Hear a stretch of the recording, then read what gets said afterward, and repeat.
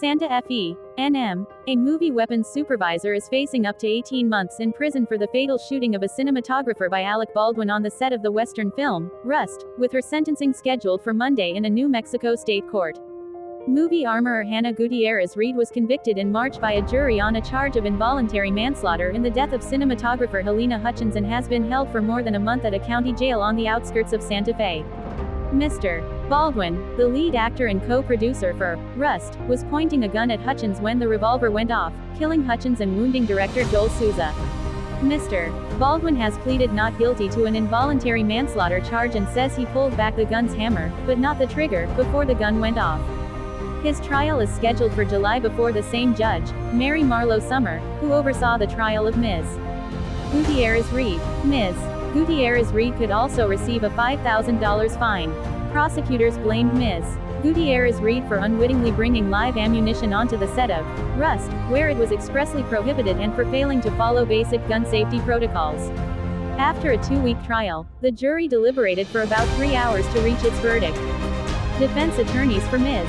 Gutierrez-Reed requested leniency in sentencing, including a possible conditional discharge that would avoid further jail time and leave an adjudication of guilt off her record if certain conditions are met.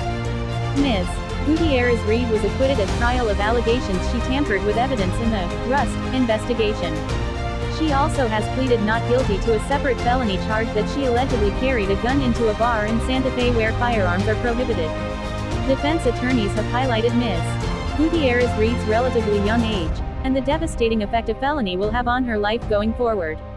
They say the 26-year-old will forever be affected negatively by intense publicity associated with her prosecution in parallel with an A-list actor, and has suffered from anxiety, fear, and depression as a result.